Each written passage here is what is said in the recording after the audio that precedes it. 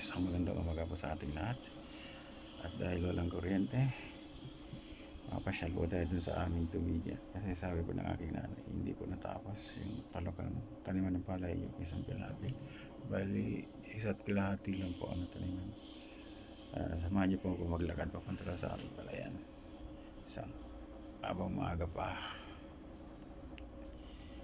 Medyo malapit lang po yung aming palayan dito sa likod lang po ng bahay.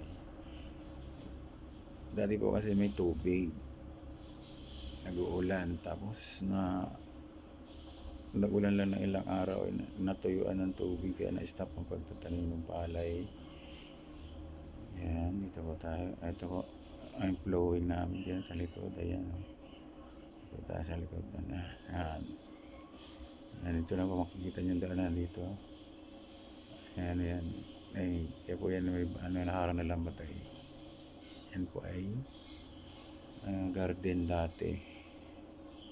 Yan. Ang bahay dyan. Dito tayo. Yan. Ayan po. Medyo malapit-lapit na ng konti. Ayan. Ayan. Garden po yan. Ang taniman dati. May kalamansi. Kubo. Ayan, ito ano po yan, tubig. Yan ng tubig, water pump. Kaya doon sa babuyan yan yun. Sa babuyan dati may laman. Ewan ko ba't hindi na nilagyan ni Kedl sa babuyan niya. Ayan, dito malapit na lang po tayo. Ayan, medyo mainit. Ayan, medyo madamo lang konti. Ayan, tanong po natin at titignan po natin yung palayan namin. At ito na.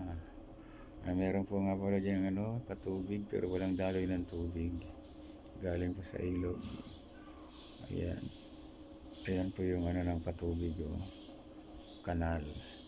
Pero wala naman siyang daloy ng tubig. Walang water supply. Ayan. Yan ang tuyo. Iba po nakatanim ng nakatanim ng palay kasi ng tubig. Ang taniman kaagad nila. Yung sa amin hindi late na kasi. Late na po kasi. Tapos naabutan ng tag-init. Ng ilang araw na hindi natayo na yung tubig. Hindi po nataniman. Ito katulad nito. Ayan. Kita naman yung lugar. Ayan. Ilog po yung mga puti-puti na yun sa ilog. Ayan. Bundok. Ayan. Ang iba nakatanim mo. Sa iba ngayon iba nakatanim mo. Nakatanim ng palay. Ayan. Siguro nauna sila magtanim ng palay. Ayan.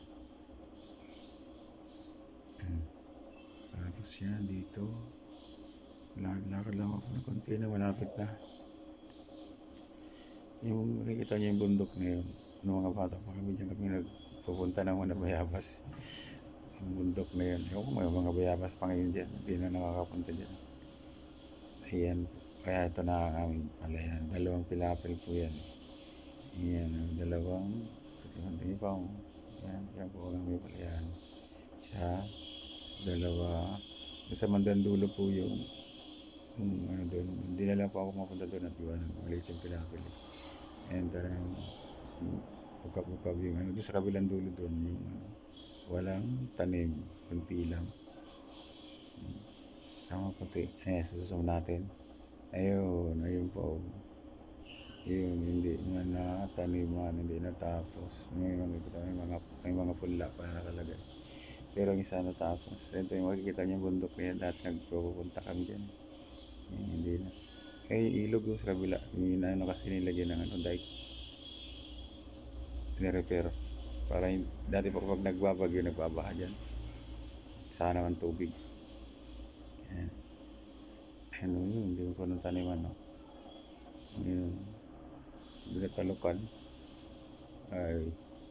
Ewan ko yung baka yan. Yung iba, hindi rin natalukan yung iba. Yung makikita nyo. Walang tanim. Yan, pastol ng baka. Ayan. Yan. Pwede pa siguro taniman yan kasi gawa may katubig na uli. Nabot na po ng tag-init dati. Kaya, ngayon. natuyuan ng tubig, hindi natalukan, tumigas yung lupa. Eh ngayon nag-uulan-ulan, gawa may bagyo nung dati. Kaya nagkaroon na naman ng tubig. Sabi ng nanay, tataniman ko daw. Tataniman ko daw, baka pwede pa. So, ganda ng tanawin, no? Green na green. No? Kailan ang init. Kailan labas ko lang.